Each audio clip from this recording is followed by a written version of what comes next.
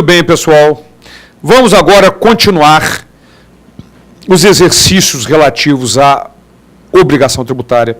E vamos para o exercício número 77. Vamos lá. Responda de acordo com as pertinentes disposições do Código Tributário Nacional.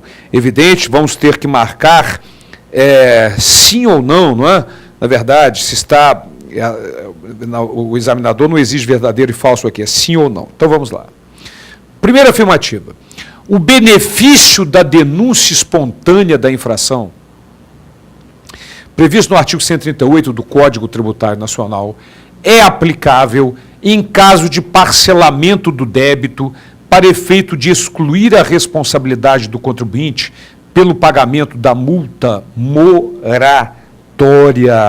Ah, minha gente, então vamos lá. Voltando para mim.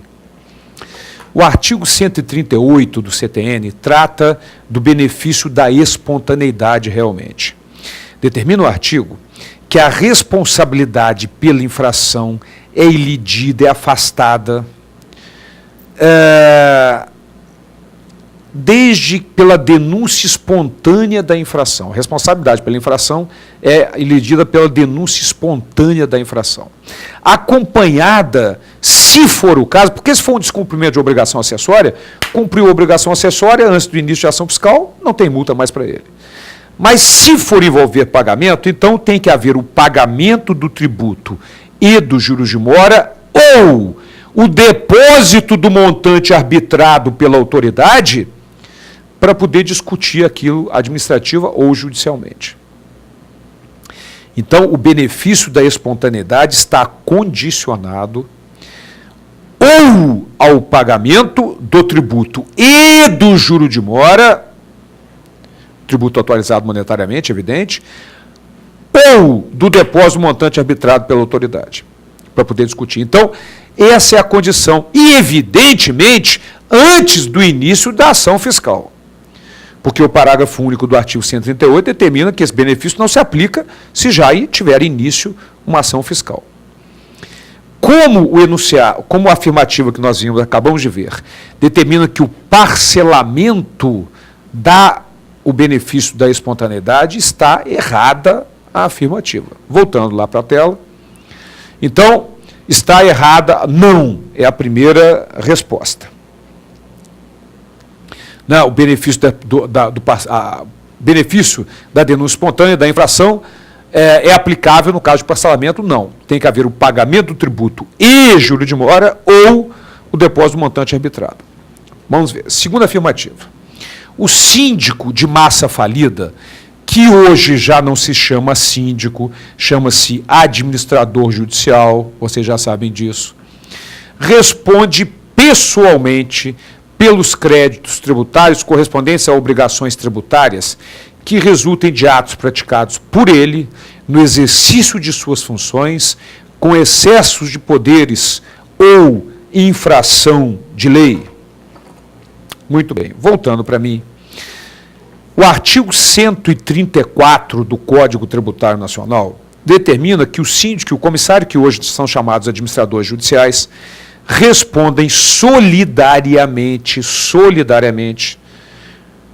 nos atos em que intervierem ou pelas omissões de que forem responsáveis pelos tributos devidos pela massa falida. No entanto, o artigo 135, inciso 1º, determina que todas as pessoas citadas como responsáveis solidários no artigo 134, pais, tutores, curadores, administradores de bens, o síndico e o comissário, que atualmente são chamados administradores judiciais, o inventariante, os tabeliães, escrivães e demais eventuais de ofício, o sócio, no caso de sociedade de pessoas em liquidação. Todos esses responsáveis do artigo 134, se agirem através de infração a estatuto, lei, contrato, etc., a responsabilidade deixa de ser solidária para ser pessoal do infrator. Isso está no artigo 135, inciso 1º, e também no artigo 137 do CTN. Essa responsabilidade que deixa de ser solidária para ser pessoal, se uma das pessoas descritas como responsáveis no artigo 134 agirem com infração de lei, estatuto, contrato, etc.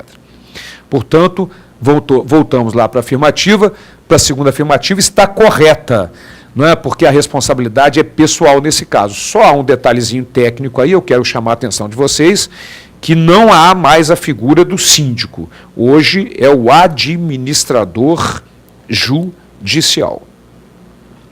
A última afirmativa, a responsabilidade pessoal do sucessor a qualquer título e do cônjuge meio, pelos tributos devidos, pelo decus, até a data da partilha ou adjudicação, está limitada à metade do quinhão, do legado ou da ameação.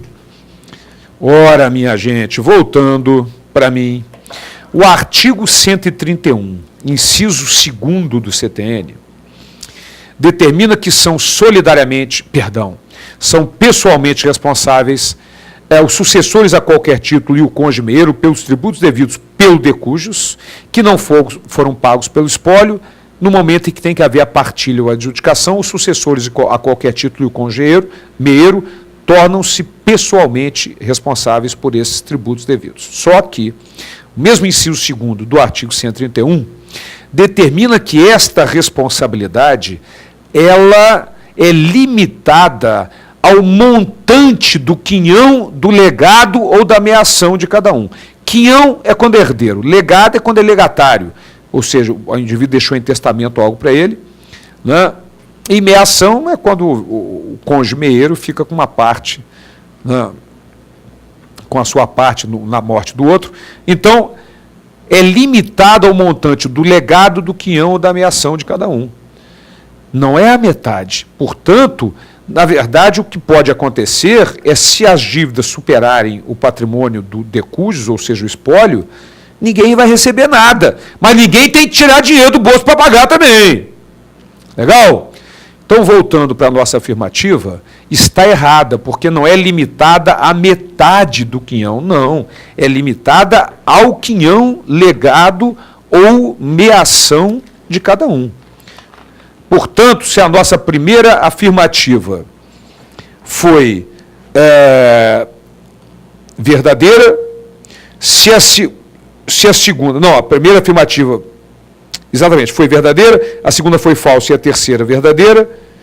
Nós estamos em qual exercício que me perdi? 77. Perdão, o Vitor me chamou a atenção, fui pegar uma aguinha para beber e me perdi aqui. Então, a primeira é não, a segunda é sim, a terceira é não. Letra B de bola. Isso, Vitor, marcou lá para nós. Então, é assim que funciona a responsabilidade. Voltando para mim. Próxima questão. Questão número 78. Questão número 78. Avalie o acerto das formulações adiante, marque com verdadeiro e falso, e em seguida marque a resposta correta. Primeiro, o sucessor a qualquer título e o cônjuge meio são pessoalmente responsáveis pelos tributos devidos pelo decujus até a data da partilha ou adjudicação. Limitada essa responsabilidade ao montante do quinhão, legado ou da meação. Ora, acabamos de explicar na questão passada, isso é verdadeiro. Está no artigo 131, inciso 2º do Código Tributário Nacional. Voltando para mim, para chamar atenção para um detalhe, muito cuidado, eu chamo sempre atenção, que no caso de falecimento, nós temos duas possibilidades. Os tributos devidos antes da morte, nesse caso o contribuinte é o decujus, o responsável, no primeiro momento, é o espólio. Se não forem pagos até a partilha ou adjudicação, para que possa haver a partilha ou adjudicação, tornar-se-ão responsáveis os sucessores a qualquer título e o cônjuge meio. Mas pelos tributos que vão surgir após a morte, antes da partilha naturalmente, o contribuinte é o espólio, o responsável é o inventariante e a responsabilidade é solidária nos atos em que intervierem ou pelas omissões que forem responsáveis, de acordo com o artigo 134, inciso 4º do CTN. Então, é muito importante que você destaque, num processo de falecimento, os tributos devidos anteriormente e os tributos devidos posteriormente à abertura da sucessão, que é a morte. Legal? Vamos para a segunda afirmativa. Mesmo no caso de ser possível a exigência do cumprimento da obrigação principal pelo contribuinte, respondem solidariamente, olha aqui, ó, respondem solidariamente com este, nos atos em que intervierem ou pelas omissões que forem responsáveis, os tutores e curadores pelos tributos devidos por seus tutelados e curatelados. Ora, minha gente, isso está lá no artigo 134, inciso 2º. Só que tem um detalhe. Na nossa questão aqui, ele coloca, mesmo sendo possível o cumprimento da obrigação principal por parte do contribuinte, respondem solidariamente, etc. Muito bem, voltando à imagem para mim. O artigo 134 do CTN determina o seguinte: nos casos de impossibilidade de exigência da obrigação principal por parte do contribuinte, respondem solidariamente com estes, nos atos em que intervieram pelas omissões que forem responsáveis, uma série de pessoas, entre elas, no inciso 2º, os tutores e curadores pelos tributos devidos pelos tutelados e curatelados. Mas isso no caso de ser impossível a cobrança do contribuinte. Eu chamei a atenção para esse detalhe na parte teórica. O artigo 134, ele existe em 2 tempos. Primeiro tem que ser cobrado do contribuinte. Não foi possível, aí surge a solidariedade entre o mesmo contribuinte, se vier a ter condições de pagar, ganhou na Mega Sena, e o responsável. Mas esta solidariedade só surge na impossibilidade de exigência da obrigação principal pelo contribuinte. Então, essa afirmativa está errada, porque diz mesmo na possibilidade de exigência da obrigação principal pelo contribuinte. Legal? Vamos adiante. Terceira afirmativa. A pessoa jurídica de direito privado que resultar de fusão, transformação ou incorporação de outra ou em outra, é responsável pelos tributos devidos até a data do ato pelas pessoas jurídicas de direito privado fusionadas, transformadas ou incorporadas.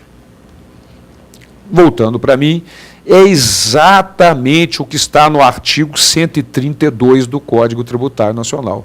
Literalmente o que está no artigo 132 do CTN, responsabilidade por sucessão empresarial, que a doutrina chama de responsabilidade exclusiva, que nada mais é do que a responsabilidade pessoal da pessoa jurídica que se originar dos processos de fusão, incorporação, transformação, etc. Ok? Mas cuidado, a responsabilidade é chamada responsabilidade exclusiva. A afirmativa está correta de acordo com o artigo 132. Vamos marcar a opção, mas eu ainda quero fazer um comentário sobre isso. Então, se nós temos na questão 78, verdadeiro, falso e verdadeiro, letra B de bola, o Vitor está lá marcando para nós. Muito bem. Mas voltando para mim, eu ainda quero chamar a atenção com relação a essa responsabilidade por sucessão empresarial. Primeiro, aquilo que eu já falei hoje, nessa correção, essas empresas são responsáveis pelos tributos devidos anteriormente, porque pelos tributos que vão surgir depois, elas passam a ser contribuintes. Mas o grande detalhe é o parágrafo único do artigo 132, que determina que essa transferência de responsabilidade se aplica na extinção de pessoa jurídica. Quando a atividade é continuada por um sócio remanescente, que monta outra empresa, no mesmo ramo de atividade. Então, neste caso, esta nova empresa, no mesmo ramo de atividade, tornar-se-á responsável pelos tributos devidos pela antiga empresa. Por quê? Porque tem um sócio remanescente entre elas. Não é o sócio responsável, é a nova empresa. O sócio funciona como um link ligando as duas empresas, criando a responsabilidade por sucessão empresarial para a nova empresa. Ok? Então, minha gente, no próximo encontro, nós continuamos com os exercícios relativos à obrigação tributária. Até lá!